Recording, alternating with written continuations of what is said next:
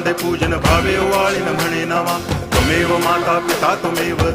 बंधुश्च सखा त्वमेव विद्या तरुणं त्वमेव सर्वं मम देव कायेन वाचा मनसेन्द्रियैर्वा बुद्ध्यात्मना वा प्रकृति स्वभावात् करोमि यद्यत् सकलं परस्मै नारायणायति समर्पयामि अच्युतं केशवं रामनारायणं कृष्णदामोदरं वासुदेवं हरि गिरिधरं माधवं गोपिकावल्लभं जानकीनायकं रामचन्द्रं भजे हरे राम